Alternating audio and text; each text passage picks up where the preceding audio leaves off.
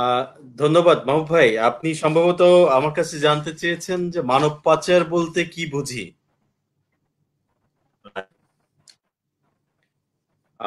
আসলে মানব পাচার বিষয়টি আহ, মানে যদি আমরা শাব্দিকভাবে বলতে চাই তাহলে মানুষকে পাচার করা, এটাই হচ্ছে মানব পাচার।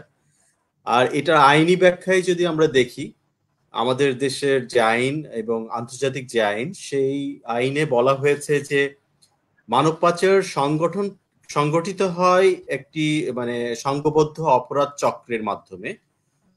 এখানে অনেকগুলো ধাপ থাকে, অনেকগুলো মাধ্যম মানে অনেকগুলো পর্যায় থাকে। সেই পর্যায়গুলো পরিপূর্ণভাবে যদি মানে সংগঠিত হয় তখন সেটাকে মানব পাচার হিসেবে অভিহিত করা হয়। যেমন আমাদের আইনে বলা আছে তিনটি বিষয়ের কথা, যে একটি কাজ, সেই কাজটি হচ্ছে যে কিভাবে ওই মানুষটিকে সংগ্রহ করা হয়েছে বা আশ্রয় দেওয়া হয়েছে, মানে বিভিন্ন ভাবে মানুষটাকে সংগ্রহ, নিয়োগ করা, এবং সেই সংগ্রহের প্রক্রিয়াটা কিভাবে হয়েছে সেটা ভয়ভীতি দেখিয়ে হতে পারে, জোরপূর্বক হতে পারে। সেটাকে বলা হচ্ছে আইনের ভাষায় যে মাধ্যম। তাহলে একটি হচ্ছে কাজ, একটি হচ্ছে মাধ্যম, আরেকটা হচ্ছে উদ্দেশ্য। কোন উদ্দেশ্যে আসলে এই মানুষটাকে সংগ্রহ করা হলো এবং ওই মাধ্যমে সংগ্রহ করা হলো। তো সেই উদ্দেশ্যের জায়গাটা যদি আমরা দেখি তাহলে এখানে আমরা খুব সুস্পষ্টভাবে দেখতে পারি যেখানে শোষণ, নিপীড়ন বা নির্যাতনের বিষয়গুলো এখানে পরিষ্কারভাবে উল্লেখ করা আছে। এবং আমাদের আইনে অনেকগুলো আহ, প্রেক্ষাপট তুলে ধরা হয়েছে যে নির্যাতন কি কি ভাবে হতে পারে, কোন কোন মাধ্যমে হতে পারে। তো আমরা খুব সংক্ষেপে যদি আমরা বলি যে মানব পাচারের যে বিষয়টি, সেই বিষয়টির মধ্যে নির্যাতন একটি অন্যতম বিষয়, বা নিপীড়ন শোষণ একটি অন্যতম বিষয়। এটি থাকতেই হবে। এটি থাকলে তখন আমরা বলবো যে ওই প্রক্রিয়ারটাকে আমরা অ্যাজ এ হোল বলতে পারি যে এটা মানব পাচার হয়েছে। পাচার হিসেবে আমরা তখনই ধরবো আর কি। আচ্ছা, জি, জি, জি। পাচার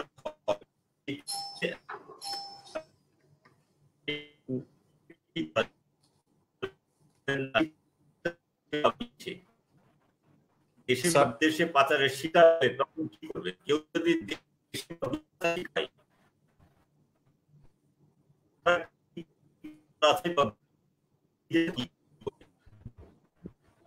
আহ প্রশ্নটি ঠিক সঠিকভাবে আমি বুঝতে পারিনি। এটা কি এমন যে মানে পাচার হয়েছে এটা বুঝবো কিভাবে? বলছি যে পাচার হচ্ছে এটা বলি, এবং পাচারের শিকার হলে বিদেশে কোথায় কোথায় হবে? আর আচ্ছা, হোটেল আচ্ছা, আচ্ছা, আচ্ছা। আমার মনে হয় প্রশ্নটি হচ্ছে যে পাচারের শিকার দেশে বা বিদেশে হলে সে কোথায় যাবে বা কিভাবে সেটার কি প্রতিকারের করণীয়? ব্যবস্থা করবে। আচ্ছা, কি করণীয়? ওকে। রাইট। আপনি খুব একটা ভালো বিষয় বলেছেন যে দেশে বা দেশের বাইরে। আহ এইটা ইম্পর্টেন্ট এই জন্য যে মানব পাচারটা দেশের ভিতরে হতে পারে, দেশের বাইরে হতে পারে। এটা আমরা যদি বলি যে বাংলাদেশের প্রেক্ষাপটে আমরা যে মানে ঘটনাগুলো সংঘটিত হয়েছে সেগুলো যদি আমরা পর্যালোচনা করি তাহলে দেখতে পারি যে তিনটি বিষয়, তিনটি ভাবে মানব পাচার সংঘটিত হয়ে থাকে। মানে তিনটি ভাবে বলতে আর কি, মানে তিন ধরনের এরিয়ার ভিতরে। একটি হচ্ছে অভ্যন্তরীণ, বাংলাদেশের ভিতরেই হয়ে থাকে। আরেকটা হয় আমাদের যে আহ, অঞ্চল, আমাদের যে মানে রাজনৈতিক অঞ্চল বলি বা আমাদের ভৌগোলিক অঞ্চল বলি, সে আন্তদেশীয়, বা সেখানে বাংলাদেশ বা যেমন ধরা যাক সার্কের যে দেশগুলো, বা আমাদের যে দক্ষিণ এশিয়ার দেশগুলো বা আমাদের এশিয়ার দেশগুলো, এই অঞ্চলগুলোকে বলতে একটা আমরা বলতে পারি যে এই অঞ্চলগুলোর ভিতরে হয়। আরেকটা হতে পারে যে এক মহাদেশ থেকে আরেক মহাদেশে হয়। এই যে তিনটি ভাগ, এই তিনটি ভাগ করার বা এই তিনটি অঞ্চল ভিত্তিক ভাগ করার পিছনে একটা কারণ আছে। কারণটা কি? বাংলাদেশের ভিতরে সাধারণত নারী এবং শিশু হয়ে থাকে, এবং সেই নারী শিশু পাচারের যে মূল উদ্দেশ্য, সেই উদ্দেশ্যের জায়গাটা থাকে কিন্তু এখানে ভিক্ষাবৃত্তি বা মানুষের যে মানব অঙ্গ প্রত্যঙ্গ সেগুলোকে আহ, মানে নিয়ে সেগুলোকে পাচার করা। তো এই ধরনের কাজগুলো দেশের ভিতরে হয়ে থাকে। আমরা যদি দেখি যে আমাদের এই অঞ্চলের ভিতরে মানব পাচারের যে ট্রেন্ড যে বা যে ধরনের কার্যক্রমগুলো হয়ে থাকে, সেখানে আমরা দেখি যে পতিতাবৃত্তি বা এই এই এই মানে যৌন নিপীড়নের যে বিষয়টি, সেই জায়গাটি কিন্তু মুখ্য থাকে। কিন্তু আমরা যদি দেখি আন্তদেশীয় আন্তঃমহাদেশীয়, সেখানে কিন্তু শ্রম অভিবাসনের নামে বা শ্রম ভিত্তিক যে পাচারের বিষয়টি, সেখানে পুরুষ যে সংখ্যাটা অনেক বেশি। তো এই কারণে কিন্তু এই তিনটা বিষয় আলাদা করার কথা মানে আমি বলার চেষ্টা করলাম। এখন যদি কেউ পাচারের শিকার হয়ে থাকে, তাহলে সে কি করবে সেটা জানার আগে আমাদের জানার দরকার যে সে যে পাচারের শিকার হয়েছে এটা কিভাবে সে বুঝতে পারবে। এটা বোঝার জন্য যেটা করতে হবে যে আহ, আগে আমাদের বুঝতে হবে যে কোনটা মানব পাচার। মানব পাচারের শিকার যে আমি হলাম বা আমাদের কোনো একজন ভাই বা বোন হলেন, উনি কিভাবে বুঝতে পারবে যে উনি মানব পাচারের শিকার হয়েছে। এটা বোঝার জন্য আমি যেটা বললাম যে একটা প্রক্রিয়া, যে এই যে সেটা অভিবাসন প্রক্রিয়া হোক বা শ্রম আহ, মানে নিয়োগের ক্ষেত্রে, কোনো কাজের ক্ষেত্রে, ধরা যাক আমি একটা জায়গাতে একটা প্রতিষ্ঠানে কাজের জন্য অন্তর্ভুক্ত হলাম। সেখানে কি কি ভাবে হতে পারে, আমার একটা নিয়োগ প্রক্রিয়া হয়েছে, সেই প্রক্রিয়ার মাধ্যমে আমার একটা চুক্তি সম্পাদন হয়েছে, তারপর আমি সেখানে কাজ করছি। এই কাজ করতে যাওয়ার এই যে পুরো প্রসেস, এই প্রসেসের ভিতরে কোনোভাবে যদি আমি শোষণ বা নিপীড়নের শিকার বা নির্যাতনের শিকার হয়ে থাকি, তখন কিন্তু আমরা সেটাকে পাচারে অন্তর্ভুক্ত করতে পারি, পাচার হিসেবে মানে অভিহিত করতে পারি। সো এই যে পাচারের শিকারটা হলেন, এটাকে আগে আইডেন্টিফাই করতে হবে। তখন আমরা বুঝতে পারবো যে এই মাধ্যমে আমরা প্রতিকারের ব্যবস্থা কি নিতে পারবো। এবং একইভাবে প্রতিকারের ব্যবস্থার ক্ষেত্রেও আমাদের বিভিন্ন পর্যায় ভিত্তিক ব্যবস্থা আছে। এটা যদি দেশের ভিতরে হয় তাহলে একরকম হতে পারে, আমাদের অঞ্চল ভিত্তিক দেশের বাইরে হলে সেটা আরেকভাবে হতে পারে। আমার দেশের ভিতরে হলে কি হতে পারে, ধরা যাক যে আমার কোনো একটি প্রতিষ্ঠানে নিয়োগের ক্ষেত্রে আমার চুক্তি ভঙ্গ হয়েছে, আমাকে চুক্তি যেভাবে বলা হয়েছে যে কাজ বা যে ধারণা, মানে যে ধারণটা মানে বেতনের ক্ষেত্রে হোক, কাজের ধরনের ক্ষেত্রে হোক, যেটা দেওয়ার কথা সেটা দেয়া হয়নি। তাহলে আমি কিন্তু সেটাকে তখন পাচারের হিসেবে অভিহিত করতে পারি এবং সেটার প্রতিকারের ক্ষেত্রে আমার ওই নিয়োগদাতার সঙ্গে আমি কথা বলতে পারি, আইনি ব্যবস্থা নিতে পারি। আহ, এটা যদি দেশের বাইরের ক্ষেত্রে হয়ে থাকে, তাহলে যে রিক্রুটিং এজেন্সির মাধ্যমে আমি গিয়েছি সেই রিক্রুটিং এজেন্সির মাধ্যমে আমি সেটা নিষ্পত্তির ব্যবস্থা করতে পারি। যে দেশে আমি আছি সেই দেশের সংশ্লিষ্ট আমাদের যে দূতাবাস, সেই দূতাবাসে আমি যোগাযোগ করতে পারি। আমার কাছে প্রয়োজনীয় কাগজপত্র থাকলে সেই কাগজপত্রের মাধ্যমে আহ, আমি আমার পরিবারের সঙ্গে, আমার নিকটজনের মাধ্যমে আমি সেই ব্যবস্থা নিতে পারি সংশ্লিষ্ট মন্ত্রণালয়ের কথা বলে। প্রবাসী কল্যাণ মন্ত্রণালয়ের একটি হটলাইন নাম্বার আছে, সেই নাম্বারে আমরা যোগাযোগ করতে পারি। দেশে এবং দেশের মানে বাইরে আমি যে দেশে কাজ করব বা যিনি পাচারের শিকার হয়েছেন তিনি যে দেশে আছেন, সেই দেশে অনেক বেসরকারি সংস্থা এই ধরনের আইনি সহায়তা, মানবিক সহায়তা, বিভিন্ন প্রকারের সহায়তা দেওয়ার জন্য তারা কাজ করেন। সেই প্রতিষ্ঠানগুলোর যোগাযোগের ঠিকানা, তাদের যোগাযোগের মাধ্যম, সেই বিষয়গুলো যদি আমার কাছে থাকে বা যিনি পাচারের শিকার হলেন তার কাছে থাকে, তাহলে কিন্তু তিনি তাদের সঙ্গে যোগাযোগ করে সহায়তা পেতে পারেন। এই যে পুরো প্রসেস, আসলে এই জায়গাটাতে মানব পাচারের শিকার থেকে উত্তরণের জন্য আমাদের আসলে প্রস্তুতি নিতে হবে, আমাদেরকে সচেতন থাকতে হবে। এবং এই সচেতন থাকার জন্য বেশ কিছু আহ, কাজ আমাদের করতে হবে। সেই কাজগুলো কি? এক হচ্ছে তথ্য আমাদের জানতে হবে। মানে এই যে সংশ্লিষ্ট প্রসেসের ভিতর দিয়ে আমি যাচ্ছি, আমি বিদেশ যাচ্ছি বা আমি একটা শহর থেকে, আমি গ্রাম থেকে বা একটা জেলা পর্যায়ে একটা শহর থেকে আমি বৃহত্তর পরিসরে একটা বড় আহ, শহরে আমি এসে কাজের জন্য আসব। তাহলে সেখানে আমি কোথায় যাচ্ছি, কার কাছে যাচ্ছি, কিসের কাজ করতে যাচ্ছি, কোন প্রতিষ্ঠানে কাজ করতে যাচ্ছি বা কোন দেশে যাচ্ছি, সে দেশে আমার কাজের ধরনটা কি, সে আমার কাজের চুক্তিটা কি, এই যে কাগজপত্র বা এই তথ্যগুলো আমি জেনে সেটা আমার পরিবার বা বন্ধু বান্ধব বা আমি যাকে বিশ্বাস করতে পারি বা যার কাছে যার সাহায্য নিতে পারি, তার কাছে এই তথ্যগুলো কিন্তু আমি জানিয়ে রাখতে পারি। দ্বিতীয়ত, এই তথ্যগুলো সঠিক কিনা সেটা আমি যাচাই করতে পারি। তৃতীয়ত, তথ্য কিন্তু প্রতি মুহূর্তে হালনাগাদ হয়, মানে এটা আপডেট হয়। এই আপডেট তথ্য কিন্তু আমার কাছে রাখতে হবে। তাহলে হবে কি যে আমার যখন প্রয়োজন তখন আমি সেই তথ্যের মাধ্যমে আমি কিন্তু সহায়তা নিতে পারবো।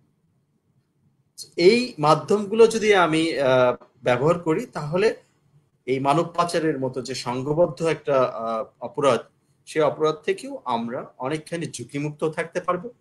ইভেন এমন যদি হয় যে আমরা সেই অপরাধের মধ্যে মানে কি বলবো পড়ে গিয়েছি বা অপরাধদের এই চক্রের মধ্যে আমি আমি নিজে একটা ভিকটিম হয়ে গেছি, তখনও কিন্তু আমার কাছে তথ্য থাকলে বা আমি যদি সচেতন থাকি, আমার যে কাগজপত্রের কথা যেগুলো বললাম, যে চুক্তি বা এই যে পুরো প্রসেস, নিয়োগ প্রক্রিয়ার যে প্রসেস, সেই প্রসেসের কাগজপত্র আমার কাছে থাকলে আমি কিন্তু সহায়তার জন্য আমি বিভিন্ন মাধ্যমে চেষ্টা করতে পারি। থ্যাংক ইউ সোহেল ভাই। মহিলাদের জন্য কোনো বিশেষ ব্যবস্থা নেওয়ার প্রয়োজন আছে কিনা, কি মনে হয়? অবশ্যই আমাদের আছে, অনেক আমি বলবো কর্মী আছে বিদেশে যারা কাজ করছেন। হ্যাঁ, অবশ্যই আছে। বিদেশে কাজের ক্ষেত্রে আমি বলবো যে বেশ কিছু আমাদের সচেতনতামূলক আমাদের মানে ধাপ মেনে চলতে হবে, এটা নারী পুরুষ নির্বিশেষে। সেই ধাপগুলো যদি আমরা মেনে চলি, আমরা যদি বিদেশে কর্মরতের কথা বলতে গেলে, আপনি বিদেশে কাজের জন্যই বলছেন স্পেসিফিক, সেটা বলতে গেলে আমাদের বলতে হয় যে অভিবাসী কর্মী। সো অভিবাসী কর্মীদের ক্ষেত্রে সেটা দেশের ভিতরেও অনেকটা একই মাধ্যমেই মানে এই প্রসেসগুলো বা ধাপগুলো মানে একই পর্যায়ে আমি বলবো যে খুব কাছাকাছি। সে কাজ মানে ধাপগুলো কি, যেমন ধরা যাক যে আমি যে প্রতিষ্ঠানে বা যেখানে যাচ্ছি সেটা দেশের বাইরে হোক বা দেশের ভিতরে হোক, সে প্রতিষ্ঠান সম্পর্কে আমার জানতে হবে। আমার যে ডকুমেন্টস গুলো, যেমন ধরা যাক পাসপোর্ট, বিদেশে কাজের ক্ষেত্রে আমার পাসপোর্ট একটা অন্যতম একটা ডকুমেন্ট। সো পাসপোর্টের যে তথ্যগুলো, সেই তথ্যগুলো সঠিক কিনা সেটা জানার জন্য আমাকে নিজে পূরণ করতে হবে। আমি যদি পূরণ করতে না পারি, আমি যার সহায়তা নিয়ে পূরণ করছি তার সঙ্গে বসে যাচাই করে আমাকে বুঝতে হবে, তার মাধ্যমে প্রয়োজনে পড়িয়ে নিতে হবে, বা আরেকজনের মাধ্যমে আমি কিন্তু এটা ভেরিফাই করে নিতে পারি যে এখানে আমার যে নাম, যে ঠিকানা বা যে তথ্যগুলো দেওয়া হয়েছে সেটা সঠিক দেওয়া হয়েছে কিনা।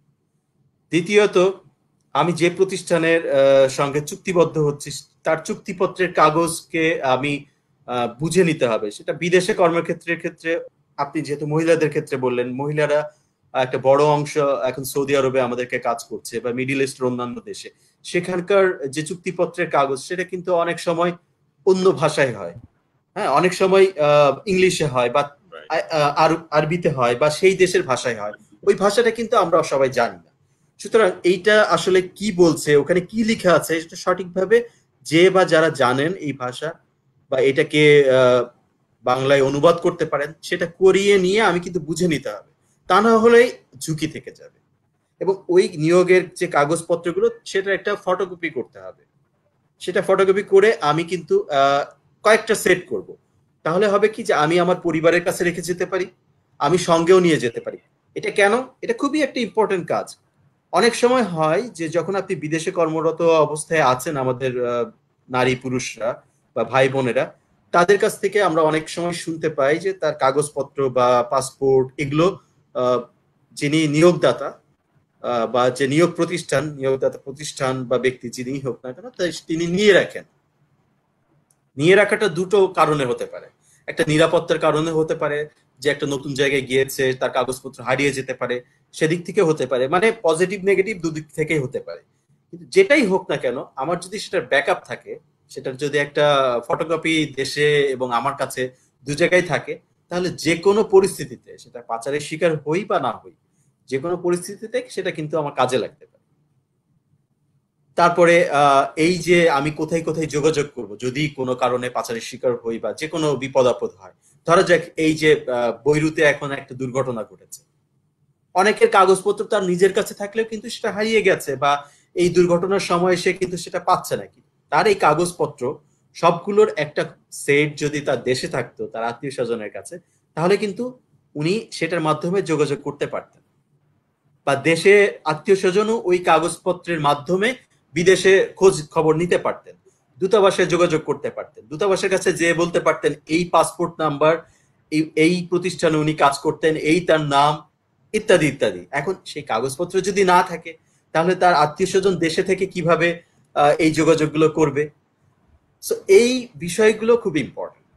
এবং আমাদের নারী কর্মীদের ক্ষেত্রেও আমি বলবো যে একই। এবং নারী কর্মীদের ক্ষেত্রে আরেকটা বিষয় খুব ইম্পর্টেন্ট, যে ব্যাংকের যে হিসাব, এটা দুটো ব্যাংক অ্যাকাউন্ট করে রাখতে পারেন উনি। একটা তার বাবা মা বা তার স্বামীর সঙ্গে, সন্তানের সঙ্গে যৌথ হিসেবে, আরেকটি তার নিজের নামে। এটা কেন ইম্পর্টেন্ট? ধরা যাক উনি 5 বছর বিদেশে থেকে কাজ করে আয় রোজগার করলেন, উনি দেশে টাকা পাঠালেন। যদি উনার দুটো অ্যাকাউন্ট না থাকতো, একটা উনার নিজের নামে যেখানে উনি সঞ্চয় করবেন, আর একটা পরিবারের সঙ্গে যৌথ, যেটার মাধ্যমে উনি পরিবারের ভরণ পোষণ চালাবেন। যদি এটা না থাকে, তাহলে হবে কি, উনি দেশে ফিরে আসার পরে দেখা যাবে উনি যা আয় রোজগার করেছেন পুরোটাই ওনার পরিবার কোথাও লগ্নি করেছে বা সেটা খরচ করে ফেলেছে। আলটিমেটলি উনি কিন্তু আবার যে সেই তার পরিশ্রমের লব্ধ যে অর্থ, সেটার মাধ্যমে ভবিষ্যতে যে নিজে আবার কিছু করবেন, বা নিজে বিনিয়োগ করবেন বা নিজের জন্য কোনোভাবে আবার রোজগারের ব্যবস্থা করবেন, সেটা থাকে না। সো এই কাজগুলো খুব মানে জেনে বুঝে করতে হবে। এবং এগুলো একটা সিস্টেমেটিক প্রক্রিয়ার মাধ্যমে অনেক দেশি এবং বিদেশি সংস্থা, সরকারি এই যে মন্ত্রণালয়, আমরা জানি যে ডেমো অফিস বা এই টিটিসি যেগুলো, এই অফিসগুলোতে কিন্তু এই ধরনের তথ্য সহায়তা দেওয়া হয়।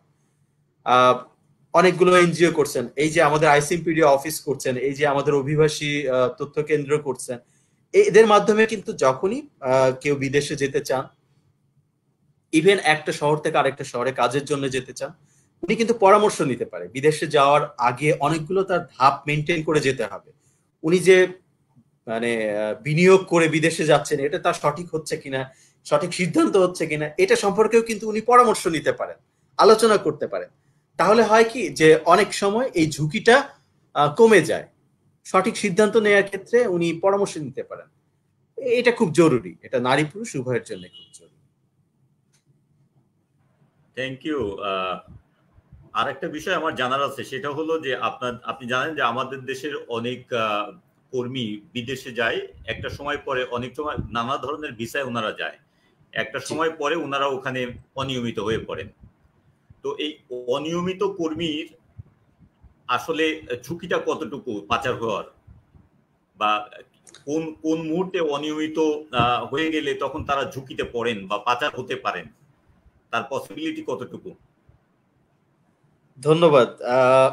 আসলে মানে এটা খুব সহজভাবে যদি আমরা বলি, দেখেন, যখন আপনি আপনি প্রশ্নের মধ্যেই কিন্তু আমরা উত্তরটা অনেকটা পেয়ে যাই। যখন বলা হচ্ছে যে আমরা একটা সুনির্দিষ্ট ভিসার মাধ্যমে গেলাম, আবার সেই ভিসার একটা মেয়াদ আছে, মেয়াদ শেষ হয়ে যাওয়া মানেই আমি কিন্তু তখন অনিয়মিত হয়ে গেলাম বা অবৈধ, মানে আমি যদি খুব সঠিকভাবে বলি, আইনের ভাষায় বলি, তাহলে আমি কিন্তু বলবো যে আমি অবৈধ অভিবাসী হিসাবে অভিহিত হব, বা আমাকে বলা হবে যে আমি অবৈধভাবে ওখানে বসবাস আনডকুমেন্টেড। করছি।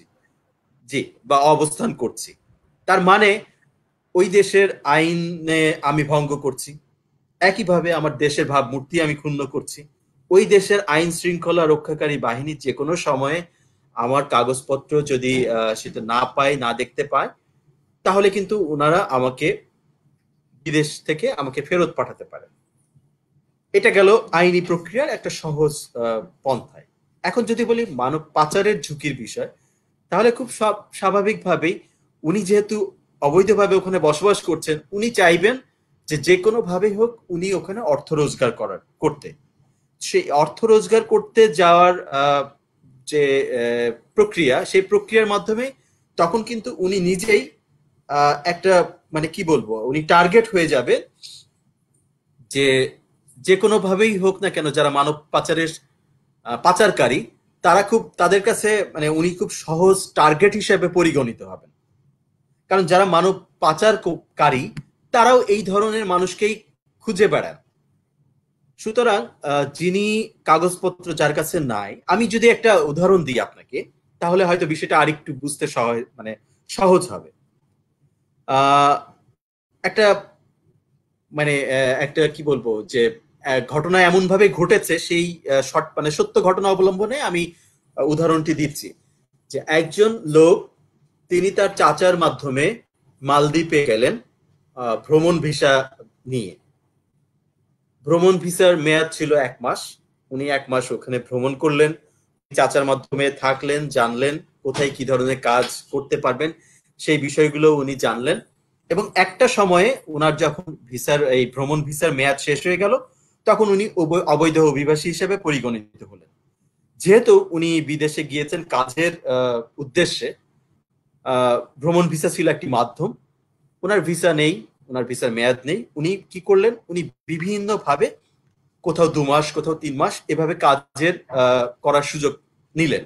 এবং এই সুযোগ নিতে যে যিনি ওনাকে কাজ দিচ্ছেন সেই নিয়োগদাতা উনিও দেখলো যে এই ভদ্রলোকের যেহেতু ভিসা নেই, উনি অবৈধভাবে আছেন, তাকে মজুরি অর্ধেক দিলেন।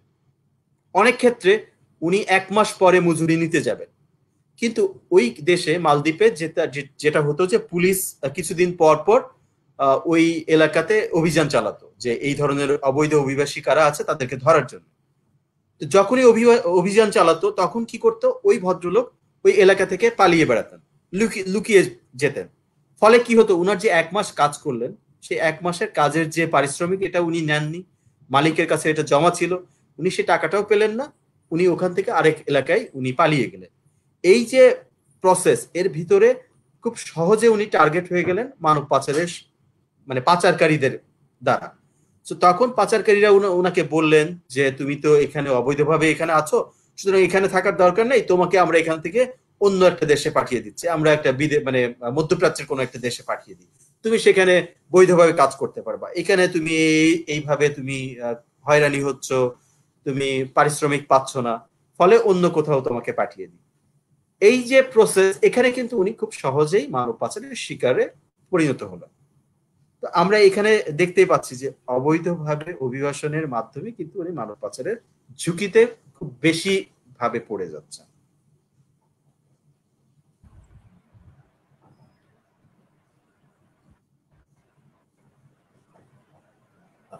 মাহবুব ভাই, আমি কি বোঝাতে পেরেছি? Thank you. আমরা বোধহয়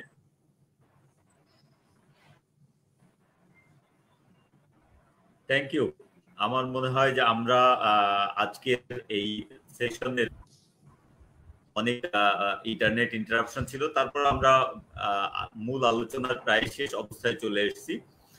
আপনি যদি আমাদের একটু বলেন যে বাংলাদেশে বর্তমানে এই অবস্থায় গভর্নমেন্টের তরফ থেকে বা সরকারি তরফ থেকে কি কি ধরনের প্রতিরোধ ব্যবস্থা আছে, এবং যদি সাথে আপনি একটু অ্যাড করেন যে এনজিওরা কি ধরনের অ্যাক্টিভিটিস করছে পাচার প্রতিরোধে, আপনার জানা মতে কতটুকু?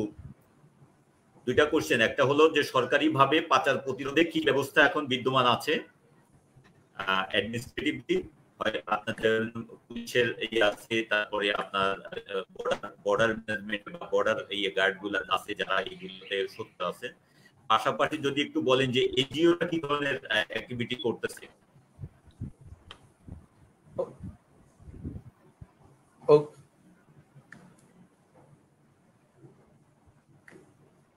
আমার কোশ্চেন কি ক্লিয়ার হয়েছে? হ্যাঁ হ্যাঁ, বুঝতে পেরেছি।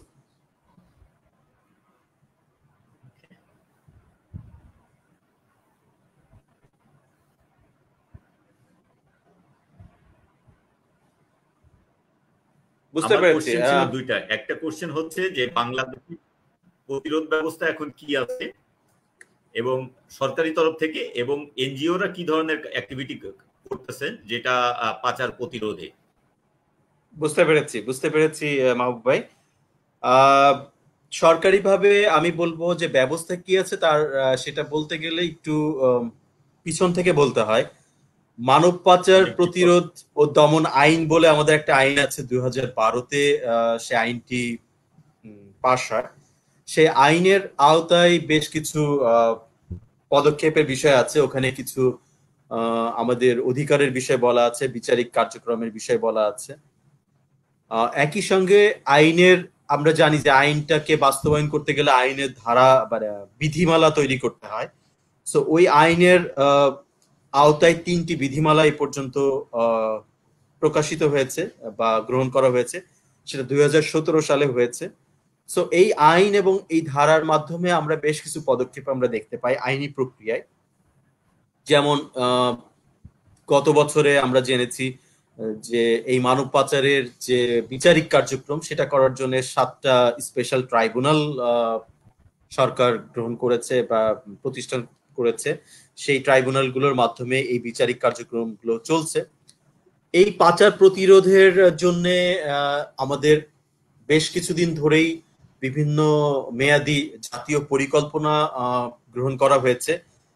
আপনি জানেন বা আমরা জানি যে আমাদের স্বরাষ্ট্র মন্ত্রণালয় এটার জন্য সংশ্লিষ্ট মন্ত্রণালয় হিসেবে কাজ করছেন এবং স্বরাষ্ট্র মন্ত্রণালয়ের আওতায় বেশ কিছু কি বলবো এজেন্সি কাজ করছে, যেটা আপনি বললেন যে বর্ডার গার্ড, বাংলাদেশ পুলিশের একটা সুনির্দিষ্ট সেল আছে মানব পাচার মনিটরিং করার জন্য, একটা আলাদা ইউনিট আছে, তারা সেটা পর্যালোচনা করছেন, তারা মনিটরিং করছেন। দেন কোস্ট গার্ড ভূমিকা রাখছে, বাংলাদেশ কোস্ট গার্ড, তারা সমুদ্রপথে নৌপথে মানব পাচারের ক্ষেত্রে তারা ভূমিকা পালন করছেন। বর্ডার গার্ড তারা স্থল বন্দরে কাজ করছেন। একই সঙ্গে বিভিন্ন মন্ত্রণালয় এর সঙ্গে মানে সম্পৃক্ত আছেন, যেমন স্বরাষ্ট্র মন্ত্রণালয়ের পাশাপাশি আমরা জানি পররাষ্ট্র মন্ত্রণালয়, প্রবাসী কল্যাণ মন্ত্রণালয় তারাও কাজ করছেন। মাইগ্রেশন মানে অভিবাসন প্রক্রিয়াটা যেন সঠিক হয় এবং সঠিকভাবে হয় সেই কারণে। এবং ওই ক্ষেত্রে যে অভিবাসী আইন যেটা আছে 2013 সেই আইনটাও কিন্তু বেশ কিছুটা এখানে পরিপূরক ভূমিকা পালন করছে।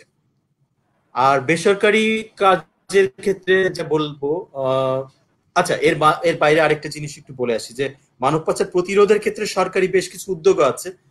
বিভিন্ন ক্ষেত্রে প্রচার অভিযান চলছে, বিভিন্ন সময়ে সভা সেমিনারের আয়োজন করা হয়, মানব পাচার প্রতিরোধের ক্ষেত্রে বিভিন্ন দিবস পালন হয়, সেখানে সরকারিভাবে কার্যক্রম নেওয়া হয়। আর আমরা জানি যে সরকারিভাবে বিভিন্ন কমিটি আছে, যেমন ধরা যাক ইউনিয়ন লেভেলে আছে মানব পাচার প্রতিরোধ কমিটি, সেটা জেলা পর্যায়ে আছে, বিভাগীয় পর্যায়ে আছে, এবং জাতীয় পর্যায়ে জিও এনজিও কোঅর্ডিনেশন কমিটি বলে একটা কমিটি আছে।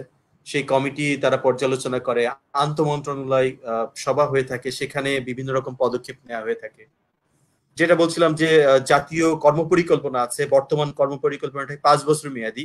সেখানে সরকারি, বেসরকারি, আন্তর্জাতিক সংস্থা তারা কি ধরনের ভূমিকা পালন করতে পারে মানব পাচার প্রতিরোধে, সুনির্দিষ্ট কার্যক্রম বলা আছে, টার্গেট দিয়ে সেই বিষয়ে বিভিন্ন পদক্ষেপ নেওয়া হচ্ছে।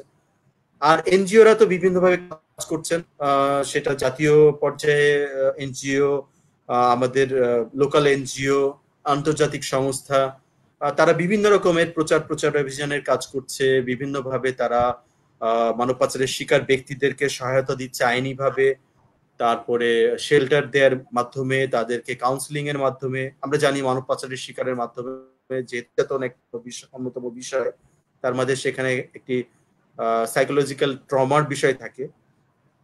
সো সেখানে সাইকোলজিক্যালি তাদেরকে সাপোর্ট দেয়া, অনেক সময় হেলথ সাপোর্ট প্রয়োজন হয় সেটা দেয়া, অনেক সময় তাদেরকে ঘুরে দাঁড়ানোর জন্য তাদেরকে বিভিন্ন রকমের জীবিকা মূল্যায়নী, অর্থ সহায়তা, এই ধরনের বিভিন্ন পর্যায়ে বিভিন্ন ধরনের সহায়তা দেওয়া হয়ে থাকে। এটা নাম বলতে গেলে অনেক প্রতিষ্ঠানের নাম আসবে, আমি নাম না বলি। আমরা জানি, আর সে বিষয়ে যদি কেউ জানতে চান আমাদের প্রতিষ্ঠানের সঙ্গে যোগাযোগ করতে পারেন।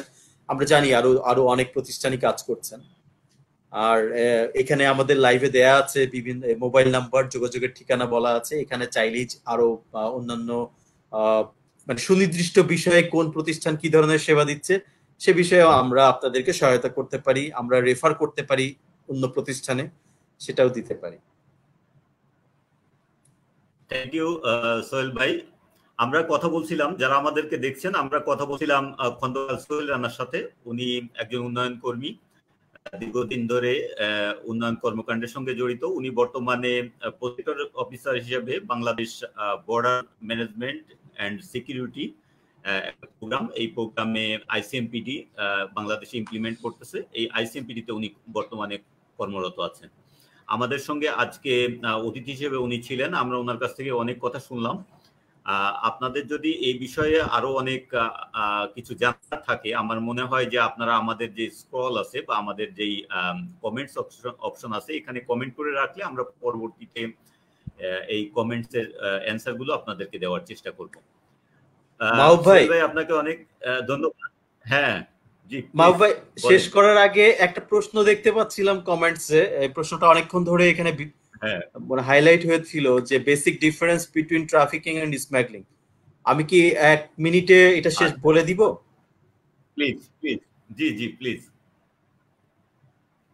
আসলে এটা ধন্যবাদ, গোলাম মোস্তফা গোলাপ নামে এক ভাই প্রশ্নটি করেছেন, ধন্যবাদ আপনাকে।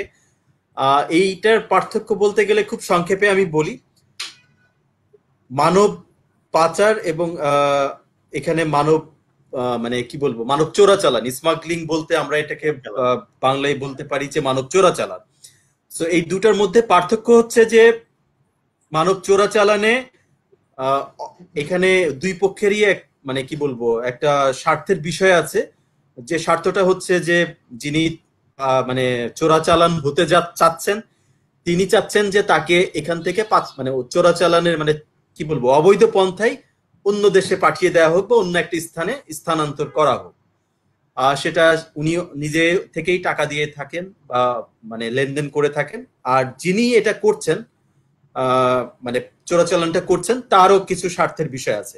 এখানে নির্যাতনের যে বিষয়টা সেটা উজ্জ থাকে, এখানে সেটা সংগঠিত হয় না। যদি সংগঠিত হয়ে থাকে তাহলেই আমরা তখন বলবো যে এটা পাচার হয়েছে।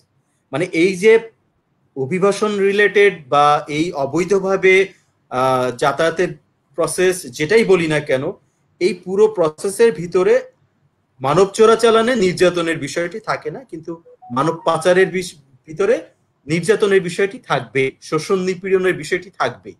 এইটাই হচ্ছে খুব মানে সংক্ষেপে খুব সহজভাবে বলতে গেলে পার্থক্য। তার মানে হচ্ছে যে আমরা একটা মানুষকে সংগ্রহ করা, তার যে মাধ্যমেই করি না কেন, যে ভাবেই করি না কেন, উদ্দেশ্যটা যদি থাকে নির্যাতন, শোষণ, নিপীড়ন, তাহলে সেটা পাচার হবে। আর যদি নির্যাতন, শোষণ, নিপীড়ন না থাকে তাহলে সেটা যদি অবৈধভাবে এক দেশ থেকে আরেক দেশে চোরাচালান বা চোরাপথে তাকে মানে সহায়তা করে দেওয়া হয়, তাহলে আমরা সেটাকে বলতে পারি যে এটা মানব চোরাচালান, মানে স্মাগলিং। ধন্যবাদ। থ্যাংক ইউ সোহেল ভাই, আপনাকে আমাদেরকে সময় দেওয়ার জন্য। আমার মনে হয় যে আরো যদি কারো কোনো প্রশ্ন থাকে আমরা পরবর্তীতে আপনাদের প্রশ্নগুলোর অ্যান্সার করব। আমি যারা আমাদের এই লাইভ প্রোগ্রাম দেখছেন তাদেরকেও ধন্যবাদ জানাই। আপনারা জানেন যে অভিবাসী তথ্য কেন্দ্র ঢাকা এবং কুমিল্লাতে অবস্থিত। বর্তমানে ঢাকা ডেমোর সঙ্গে আমরা একসঙ্গে কাজ করছি এবং কুমিল্লাতেও কুমিল্লা ডেমোর সাথে কাজ করছি। অভিবাসন তথ্য কেন্দ্র মূলত অভিবাসীদের অভিবাসন বিষয়ে পরামর্শ দিয়ে থাকে এবং তথ্য প্রদান করে থাকে। স্ক্রলে আমাদের ফোন নাম্বার আছে, আপনারা যে কোনো সময় আমাদের ফোন নাম্বারে ফোন করে আপনাদের তথ্য আপনারা জানতে পারেন। থ্যাংক ইউ সোহেল ভাই আমাদেরকে সময় দেওয়ার জন্য। যারা দেখছেন তাদেরকেও ধন্যবাদ। ধন্যবাদ মাহবুব ভাই। আজকে আপনাকেও ধন্যবাদ মাহবুব ভাই, এবং যারা দেখছেন তাদেরকেও হ্যাঁ অবশ্যই ধন্যবাদ।